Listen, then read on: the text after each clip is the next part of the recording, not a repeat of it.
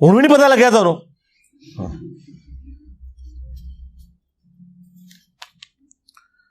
میں نے اپنے کزن کے ساتھ فوریکس میں انویسٹمنٹ کی ہوئی ہے, وہ ہر دفعہ اس کا پروفٹ مختلف پرسنٹیج میں دیتا ہے. پوچھنا یہ تھا کہ وہ سود دیکھیں جی, آپ مجھ سے پوچھنے کی بجائے پہلے تو اس سے پوچھیں جہاں آپ نے کاروبار میں پیسے لگائے ہیں.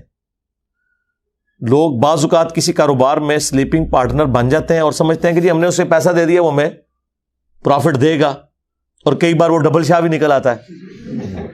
یہ ڈبل شاہ اس لیے نکلتے ہیں کہ آپ اسلام کی تعلیمات کے مطابق نہیں چلتے. اسلام میں یہ کہ آپ جسے پیسہ دے رہے ہیں نا, تو آپ کو یہ پتا ہونا چاہیے کہ وہ پیسہ کہاں لگا رہا ہے.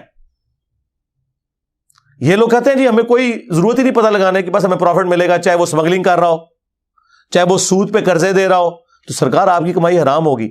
اگر آپ کو نہ پتا ہو تب بھی آپ کی کمائی حرام ہوگی, یہ ذہن میں رکھیے گا.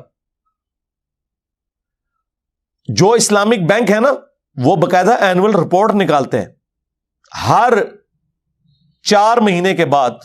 آلموسٹ ان کی کیلکولیشن ہوتی ہے باقاعدہ کہ ہم نے اتنے پیسے لیے تھے, فلاں فیکٹری میں ہم نے فلاں پروڈکٹ کے لیے اسے انویسٹ کیا, اس سے ہمیں یہ پروفٹ اور ڈیویڈنڈ ملا, اس پروفٹ کا ہم اتنا حصہ اپنے کسٹمر کو دیں گے, اتنا ہم اپنے پاس رکھیں گے. پورا ریکارڈ ہوتا ہے. نان اسلامک بینکوں کا بھی ہوتا ہے, لیکن وہ سودی ہوتا ہے. وہ یہ لکھتے ہیں اس میں کہ ہم نے اس دفعہ فلاں کمپنی کو اتنے سود کے اوپر پیسہ دیا, اس سے اتنا سود ملا, جو ہم وہ آرام سور اس میں سے کچھ خود کھا رہے ہیں اور کچھ ان کو کھلا رہے ہیں.